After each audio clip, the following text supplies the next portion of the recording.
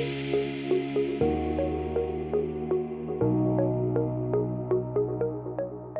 want to talk about something that you're probably sick of, but it's important: the return to office debates. This is one of those polarizing topics because we inherently understand that it's a binary argument. If I don't agree with remote work, then I'm telling people that they have to return to an office. And for many, them's fighting words, especially if their life can't easily accommodate that. We had a bit of a truce with hybrid, but we all need to recognize that we are on a slippery slope where 3 days a week in the office can become four. And before you know it, it's a Monday through Friday commute again. And with more companies bringing people back, it really narrows the choices for everyone. I'm not here to argue for one side over another. I'm simply going to share info that I hope will help you understand how quickly these things can flip. We've seen how the Great Resignation has turned into the Great Layoff. There's undeniable truth to the idea that many companies either own or hold leases on expensive real estate that they need to keep occupied. Of course. But we've also heard pushback arguments from employees, and I want to go through some of them here. And let's start with the old dudes at the top are control freaks who can't adjust to the new normal. Over a year ago, I was talking with people in my network, people that head up HR in companies that are household names that you know. Many shared that remote work was causing a drop in productivity that they couldn't attribute to anything else. They cited examples of employees who were barely working because they could monitor their system usage. But overall, there was a general lag time in communication, collaborative work was suffering, projects were taking longer to complete, engagement decreased, and so on. Now, a drop in productivity pushes the panic button, and company leaders immediately look for the big "what changed" factors. And unfortunately, remote work is the low-hanging fruit.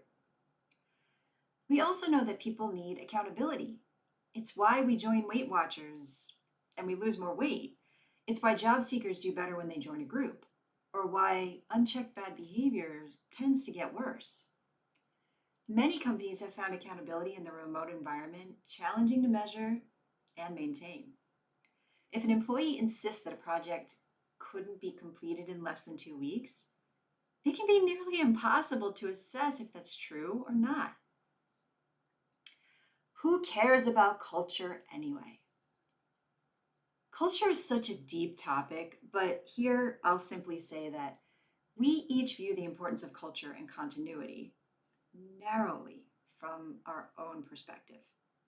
If we are farther along in our career journey or long tenured in our job, we tend to feel that remote work has no impact on culture.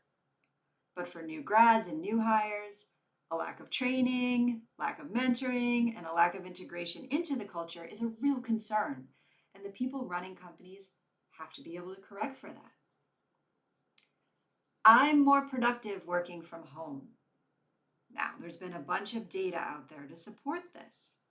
But what isn't immediately obvious is that much, notice I didn't say all, so don't come at me, but much of that data is self-reported by remote workers themselves. And study after study has shown that we are terrible at self-assessment, even more so when we have a vested interest in the outcomes. Duh. 2020 was an extraordinary circumstance in time, and people went into protective mode. They went above and beyond to make work work in the face of catastrophic change and possible job loss. Employees undoubtedly were working more during that time, and initially productivity did increase. But we've returned to normal, and regression to the mean is real. And now, here's something that no one really talks about, or at least I haven't heard anyone talk about it. Humans have a knack for getting routine tasks done as quickly as possible. Not because they're lazy or bad, but because they are amazing. It's how we've progressed from hunter-gatherers spending nearly all of our waking hours securing food and resources to a society that has the time to create art and music, to explore and invent new things, and to sit with our thoughts and be philosophers. And this concept of getting things done quickly is even more true for the many, many people who are working in uninspiring jobs that pay their bills but don't really light them up. They want to spend their energy elsewhere.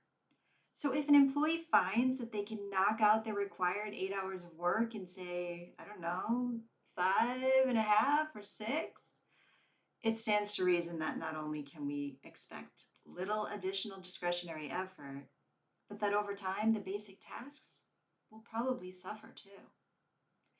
So that becomes part of this debate as companies determine what level of productivity they are or are not willing to pay for. And like it or not, having people in an office at least some of the time is viewed as a method of attempting to control this creep. So while I have no doubt that you are an amazingly responsible person who is diligent and productive, understand that the other factors I've mentioned are all contributing to this current shift towards more time in the office. I hope this info helps you make the best decision for you as we navigate the new frontier of work. Thanks for watching.